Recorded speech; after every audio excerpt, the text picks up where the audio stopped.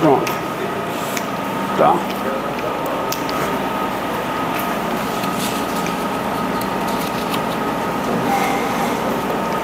Então vamos lá.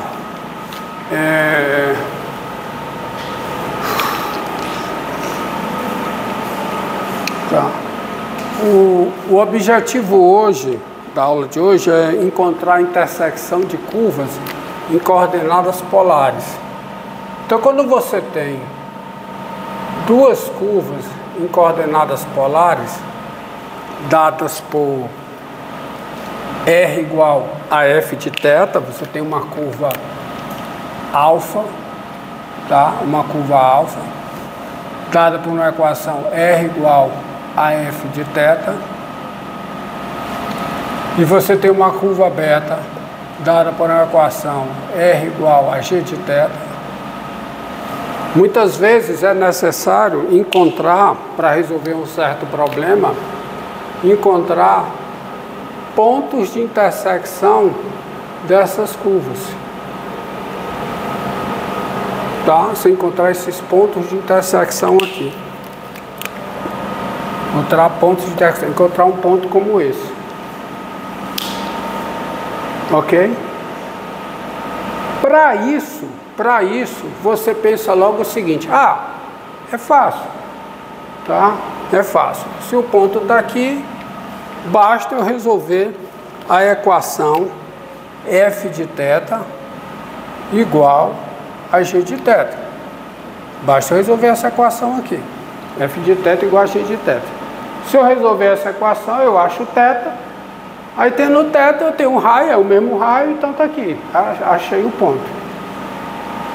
Acontece que em coordenadas polares, esta equação, as suas soluções, o conjunto de solução desta equação, te dá pontos de intersecção das duas curvas polares. Te dá pontos de intersecção, mas não necessariamente te dá todos os pontos de intersecção. Não é como no caso do gráfico de funções. Porque lá é gráfico de função. Quando você tem, tá? Quando você tem, entendido? Você tem essa equação. O que eu estou dizendo é que o conjunto de solução dessa equação não necessariamente te dá todos os pontos de intersecção de curvas em coordenadas polares. Isso por quê? Bem, primeiro vamos ver que isso é uma verdade quando eu tenho num sistema de coordenadas cartesianas, o que não é o caso. Se eu estou no sistema de coordenadas cartesianas, x e y, aí eu tenho duas funções f e g, tá?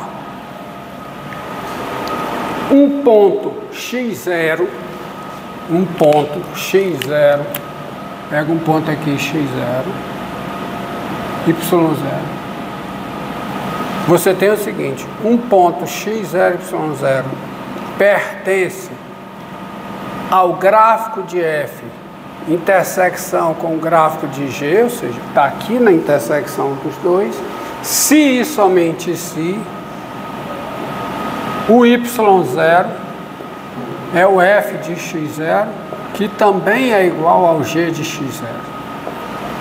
Se somente se. Ou seja, quando você resolve no sistema de coordenadas cartesianas, quando você resolve esta equação, você encontra todos os pontos de intersecção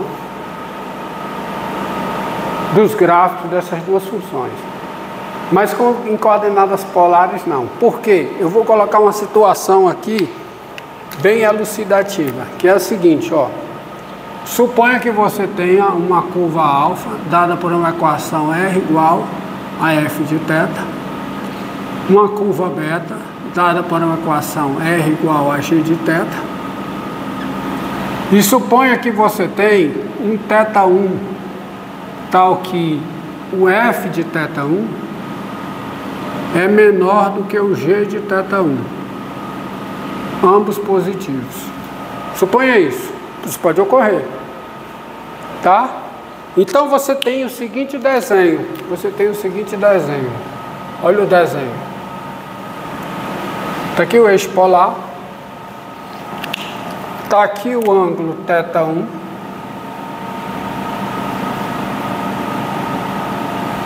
De modo que essa distância daqui para cá é o f de θ1. Ou seja, a curva alfa passa por esse ponto. A curva alfa passa por esse ponto. Aqui, assumir a curva alfa passa por esse ponto. E suponha que essa distância daqui para cá, essa, ó, até aqui, seja o g de θ1, que é maior. Então, a curva beta passa por esse ponto. A curva alfa passa por esse ponto e a curva beta passa por esse. Mas admita, isso pode acontecer, que a curva alfa faz isso.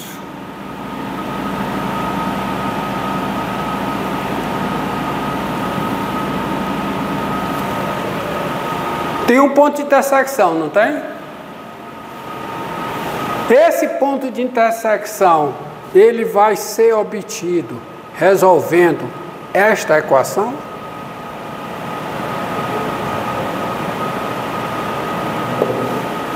Vai?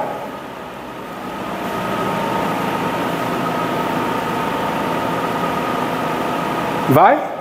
Não. Esse ponto não vai ser obtido resolvendo essa equação. Sabe por quê? Porque a verdade que você tem é o seguinte: esse ângulo é o θ1. Quem é esse ângulo aqui? θ1 mais 2π. O que esse desenho está dizendo é o seguinte: é que f de θ1 mais 2π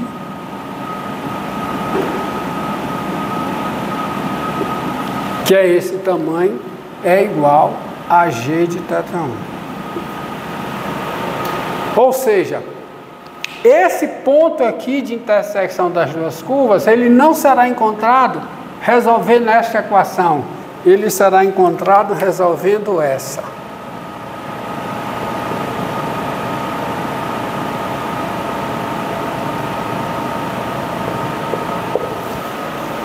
Você entendeu? Mas essa porque é isso que ocorre. E como é que essa equação vai aparecer? Eu tenho que resolver essa. Você vai ver agora o que é que acontece.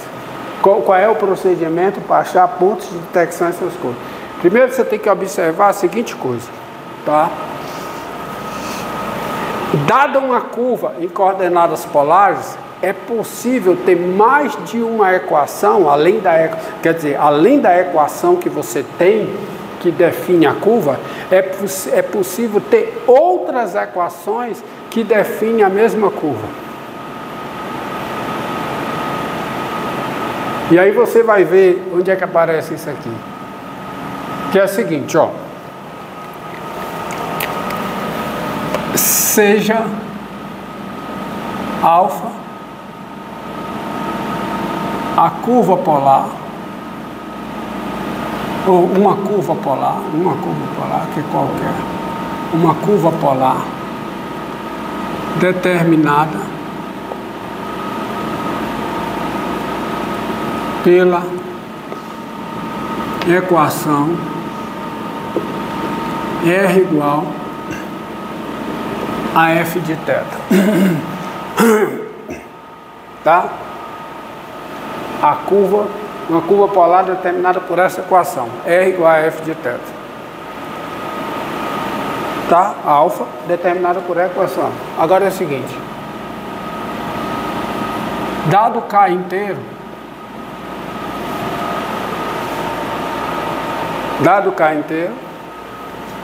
seja beta a curva polar determinada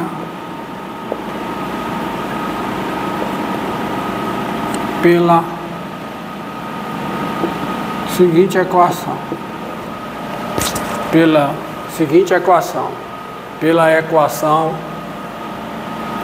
R igual a G de θ, onde G de θ é igual a menos 1 elevado a K F de θ mais Kπ. Então, para cada K eu tenho uma curva beta, certo? A curva beta é determinada por esta equação, R igual a G de θ, onde G de θ é isso aqui. Vocês entenderam?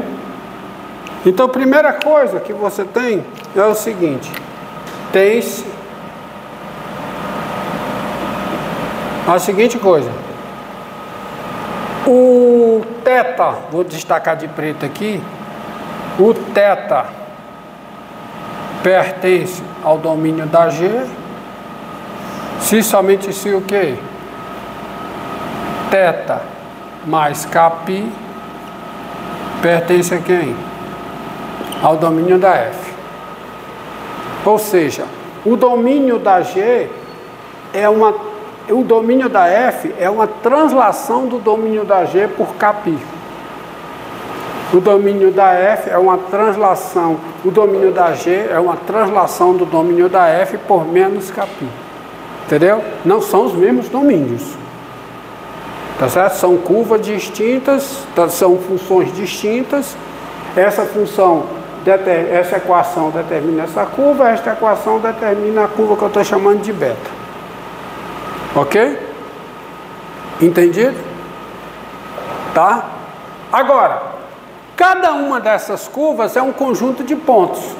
É o conjunto dos pontos que tem coordenadas polares, tá?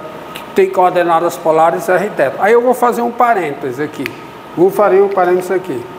É um parênteses que eu vou fazer, só para facilitar a notação. É o seguinte, ó. Dado R real e θ real, a notação assim, P Rθ, ou que se lê P de Rθ, denota para a gente, o ponto do plano polar, denota o ponto do plano polar com par de coordenadas polares. Devia ter feito isso antes, fiz agora. Com par de coordenadas polares Rθ. Então, quem é PRθ? É o ponto do plano polar com par de coordenadas polares Rθ. Agora veja bem, você já sabe o seguinte, se um ponto tem Rθ como par de coordenadas polares, ele não só tem Rθ como par de coordenadas polares. Tem? Tem não. Daí, você tem a seguinte conclusão. Daí, o ponto que tem Rθ como coordenadas polares, ele é o mesmo ponto que tem menos 1 elevado a K R, θ mais Kπ, como par de coordenadas polares. Estão lembrados? Porque se Rθ é par de coordenadas polares de P, menos 1 elevado a KR, θ mais Kπ, também é par de coordenadas polares de P. E isso vale qualquer que seja K pertencente a Z. Isso vale tanto para mais como para menos. Que também vale para menos. Para menos, o mais não vale para mais, né? Então, se vale para mais, vale para menos K. Tá certo? Então fica menos 1 menos K menos K menos K. Mas menos 1 elevado a menos K é menos 1 elevado a K. É ou não é? Então vale para mais Kπ e também vale para menos Kπ. Entendido aí? Então o que isso aqui guardado está dizendo? Diante da notação, o ponto com coordenadas polares r θ é também o ponto com coordenadas polares menos 1 elevado a kr, θ mais Kπ, qualquer que seja o K real não, corrigindo, qualquer que seja o K o quê? Inteiro. Absurdo que estava escrito aqui, qualquer que seja o K inteiro. Tá? Mas também é o ponto que tem coordenadas polares menos 1 elevado a kr menos θ mais Kπ. Então, feita essa observação, tá? Eu consigo prosseguir com as minhas. Então, primeira coisa, tem-se isso. Θ está no domínio da G, se somente se θ mais Kπ está no domínio da F. Onde alfa é a curva tem coordenadas polares, é a curva determinada por esta equação, e beta é a curva determinada por esta equação, sendo G essa função aqui. Então você tem isso, θ é isso aqui. Agora observe uma coisa, vire para cá, meu filho, por favor. Você tem essa primeira observação aqui, que eu vou botar um asteriscozinho. Aqui, ó. Isso aqui, tá? Asteriscozinho. Tem-se isso. Agora tem outra coisa também. A curva alfa é um conjunto de pontos. Quem é a curva alfa? É o conjunto de todos os pontos com coordenadas polares f, θ, θ. Onde θ pertence ao domínio da F. Olha aqui, ó. Aqui, ó. A alfa não é determinada por essa equação. Então é o conjunto de todos os pontos. A curva alfa é o conjunto de todos os pontos que tem coordenadas polares, o que? F de θ, θ. Que tem F de θ, θ como par de coordenadas polares, onde θ está no domínio da F. Tá? Entendido? E quem é a curva beta? A curva beta é o conjunto de todos os pontos, é o conjunto formado por cada ponto que tem coordenada polar G de θ, θ. Onde θ pertence a quê? Ao domínio da G.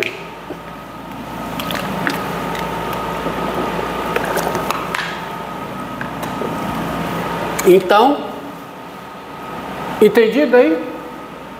Tá? Tá certo? Agora veja quem é G, ó. Veja quem é G de θ, ó. Olha aqui, ó. G de θ é isso aqui. Tá? R igual a G de θ é a equação que determina a curva beta. Agora, observe o seguinte, ó.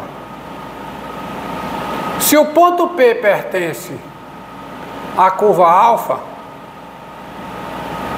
então P tem coordenadas polares, P está na curva alfa, então P tem coordenadas polares o quê?